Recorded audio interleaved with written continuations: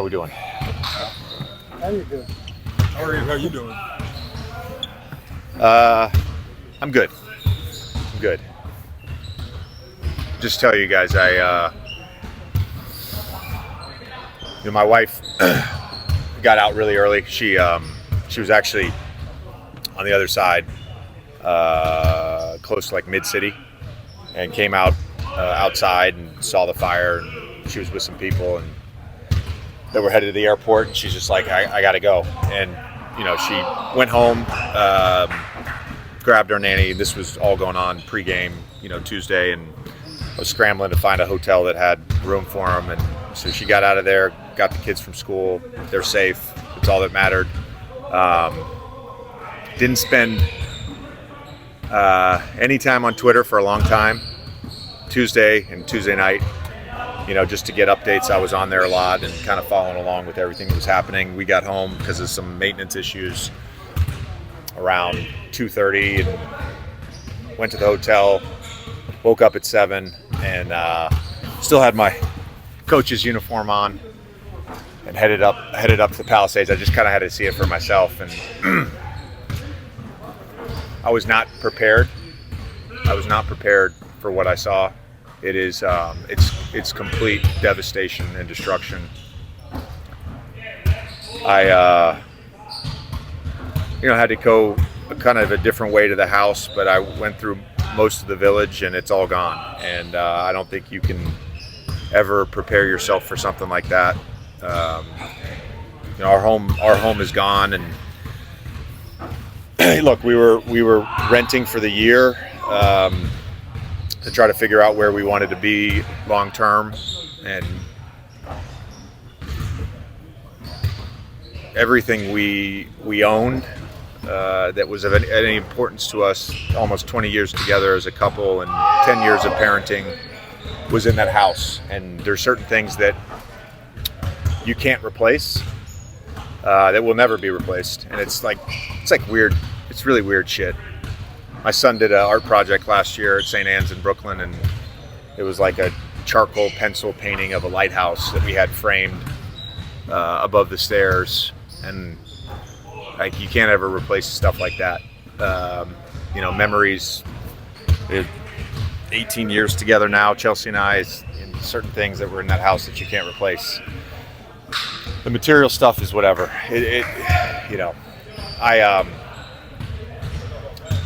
I think my family and I were processing the self side, the individual side of losing your home, and you don't ever want to wish that on anybody. It's an awful feeling to lose your home.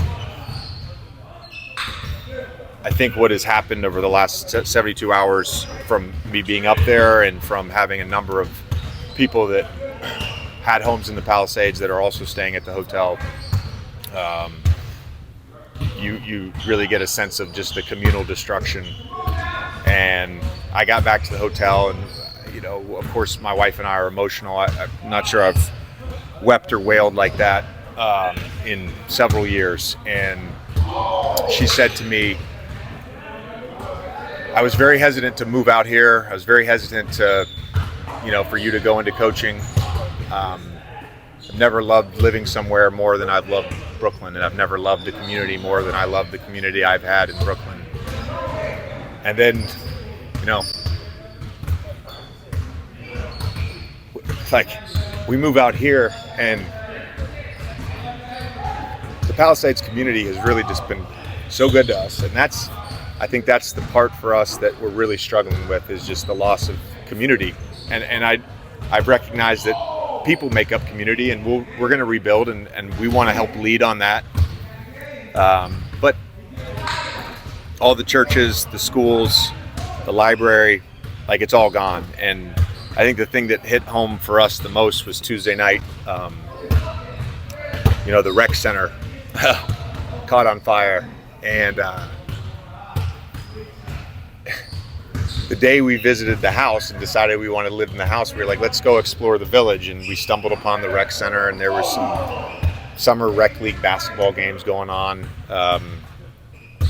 One kid, Milo, was playing. I was like, oh, he's pretty good.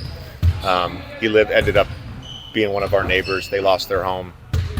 the rec center was like this place we were at every day. I mean, flag football, basketball, the playground, baseball, tennis courts, like it just, and everyone we knew was there every day, and you just it just hurts to lose that. I've been overwhelmed by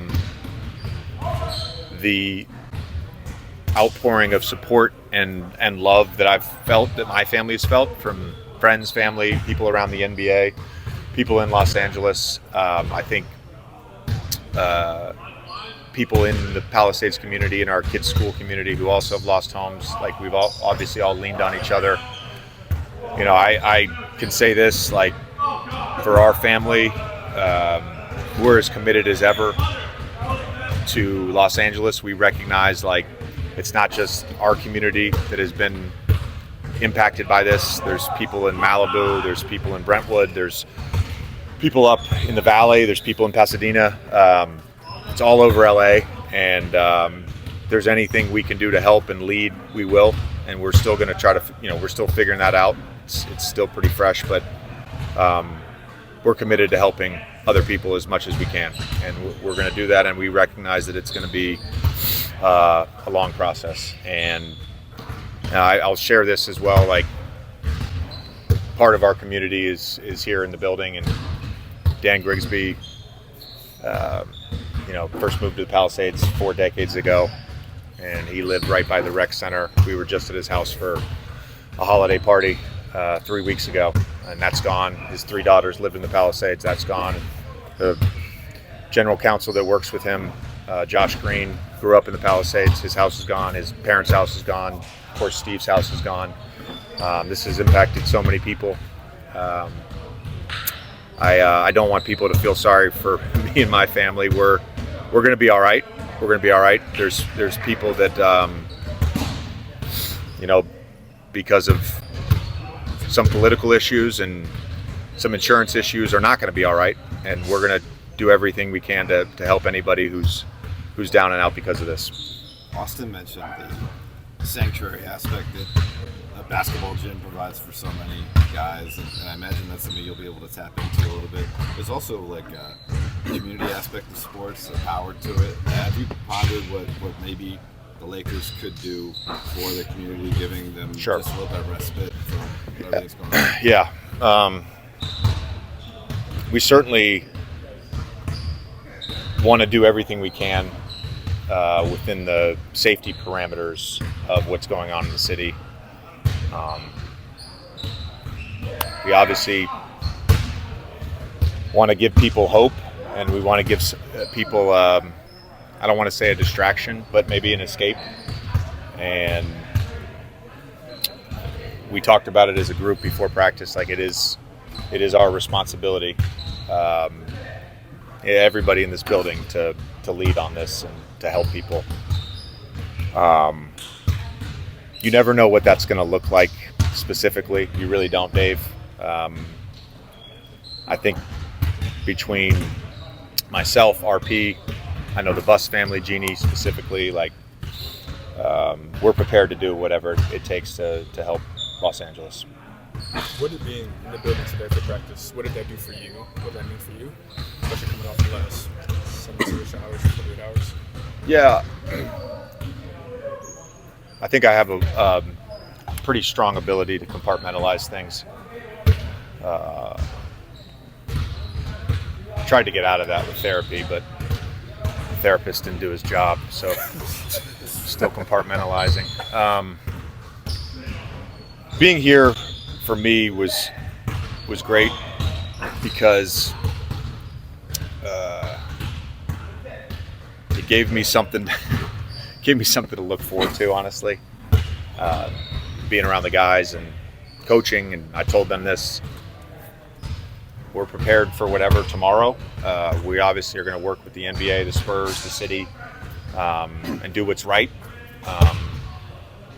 I want to play tomorrow. I want to coach tomorrow. I want these guys to play tomorrow, and if we can play, we'll play. And I do believe that for everybody, for everybody that has been impacted by this. There is a grieving process. There is a healing process. I can only speak for myself. Part of my healing and grieving process is being here with these guys and coaching basketball. JJ, you kind of think about sports as a metaphor for life. Are there things that you learned through your career you try to impart on your sons, like in times like this, and you and your wife kind of share with them to, to find that meaning and how you can affect things? Yeah, I mean, we had a lot of conversations over the last 2 days. I think the kids they're upset about a lot of things that they lost. Baby Fuddle Wuddle being one of them. Stuffy.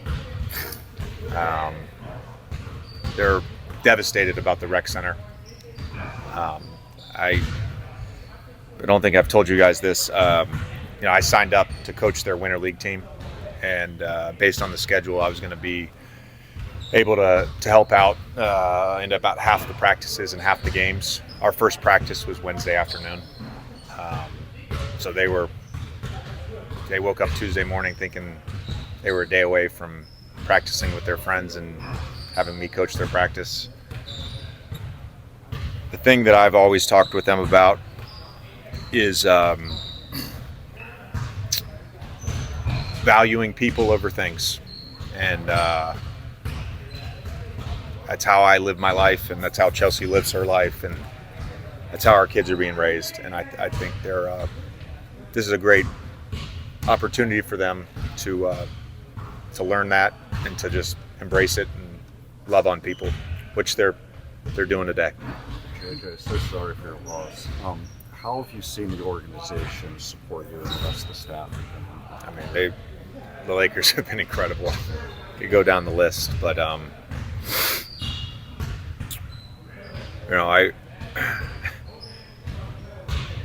whether it's been RP or the Bus family, our associates, my coaching staff, the players, everybody has been incredible, and there's been tangible things they've done to try to help us over the last few days, and I'm greatly appreciative of everyone that has helped. Just small, obviously this is. Ask your basketball question, Dave. It's all good. Was everyone able to participate today? Specifically, Jared Vanderbilt, we saw that he was assigned to South Bay. Where does he stand in his ramp-up? Yeah. Jared was able to get 2 of the last 3 days, some live action with our South Bay team, which is, I think, really good for him. We want to give him more exposure to live play against professionals before we set a sort of target date.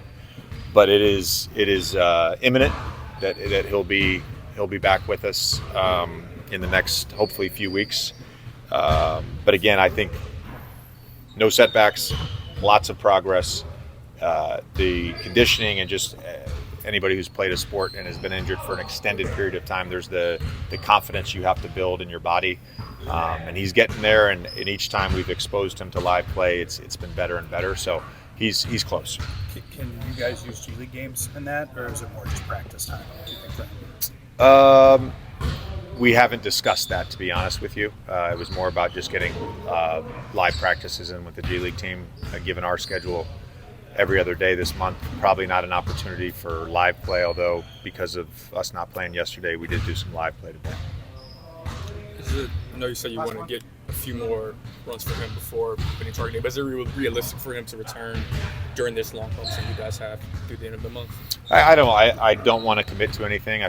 That's the hope, but I don't want to commit to anything. I think we've taken the approach going back to the start of the preseason and certainly in the off season that playing the long game here and just want him fully healthy and confident before we put him out on the court. Thanks, Coach. All right, thanks, guys.